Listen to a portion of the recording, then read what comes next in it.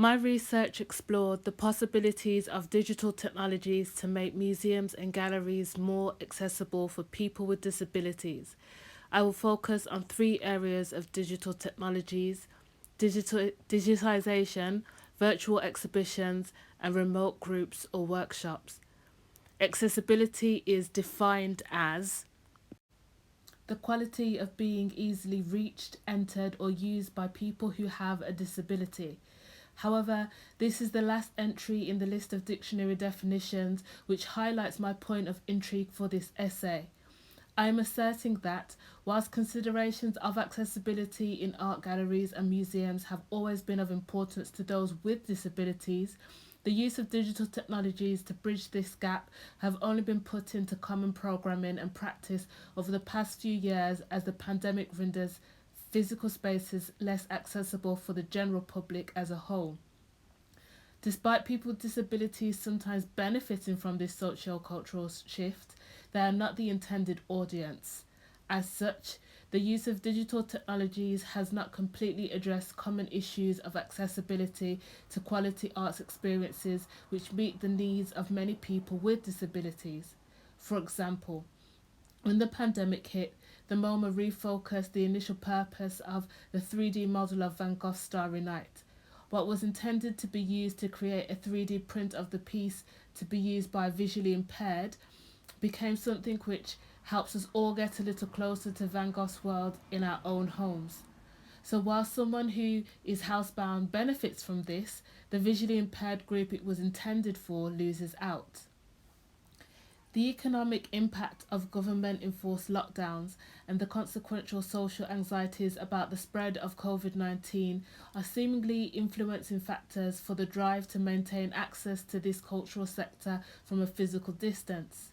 By contingence, the therapeutic nature of engaging with the arts has also been highlighted and embraced. Worldwide, Worldwide, lockdown saw lots of galleries and museums share selected exhibitions through 360-degree tours and online exhibitions. The emphasis seemed to be to maintain engagement in the eventuality that everything would open back up and money could be spent again. The emphasis on remote digital engagement seems to be less of a priority now that the physical spaces are open again. For people with disabilities and an interest in art, even when they are not physically able to visit museums and galleries, engaging with them has therapeutic effects. In her talk Resisting the Sick Role Through Self Portraits, Charlie Fitz talks about the access to artwork which is in public domain. She notes that museums will often be a source of such material for her personal work, as anything over 100 years old is usually accessible online. She also says that part of the reason she has come to this way of working is because of her illness.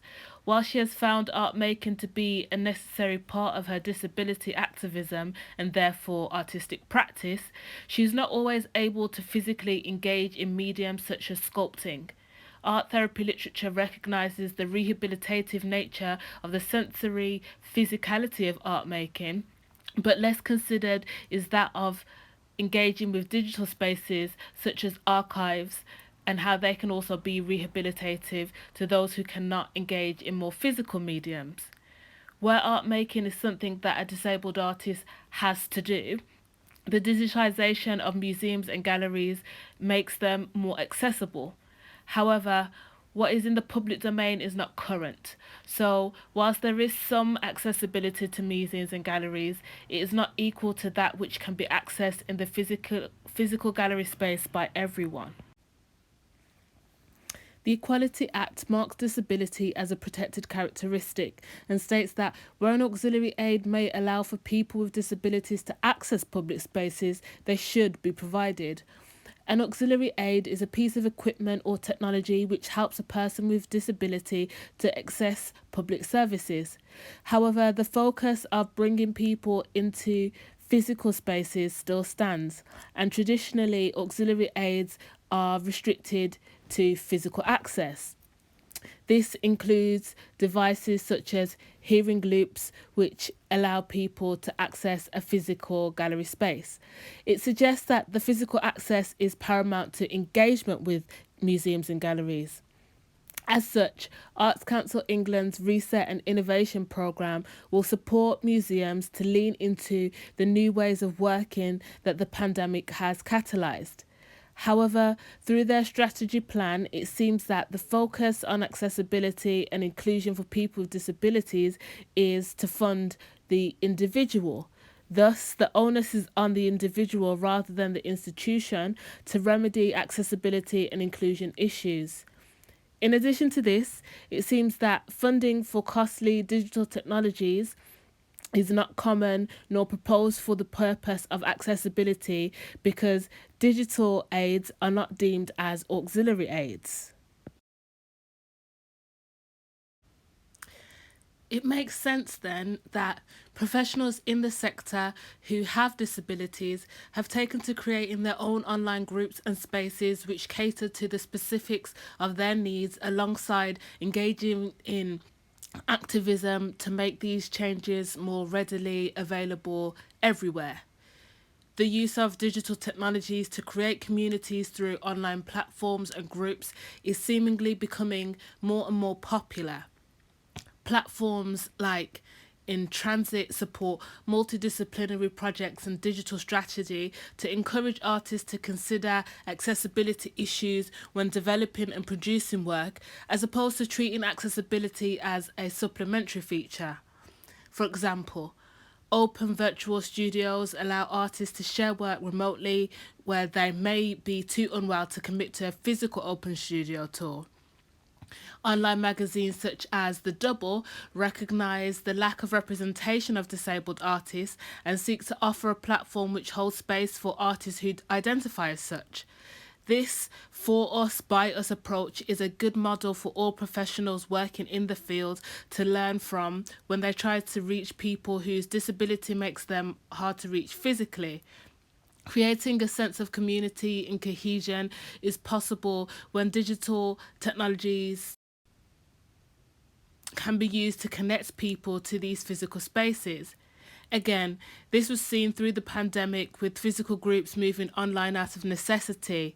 For example, a study found that the uptake of attendance to a gynecological therapeutic support group increased when it moved online. Learning from these examples, I believe a hybrid approach could work well for most museums and galleries to increase engagement with people with disabilities. Therefore, this is something I'm considering with the current pilot project I'm working on with Barts Heritage. The project is looking to connect the historic architecture of St Bartholomew's Hospital's North Wing with patients on the wards who are in most instances too unwell to visit the physical space.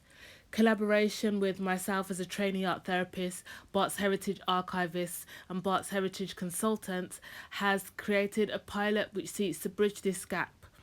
Using collage packs, we aim to utilise images from the museum's digital archives as well as input from a hybrid two-part physical and remote workshop.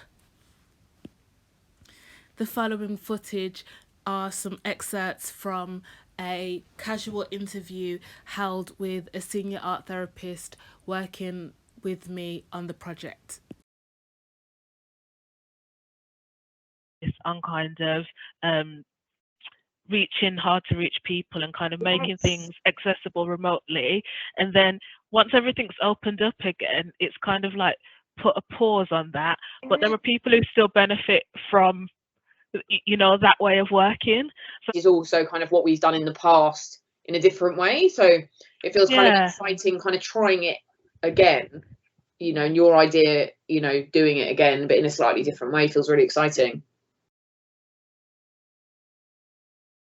I think they've got records of like patients, like who's gone there, like what their diseases are, things like that, which is quite interesting.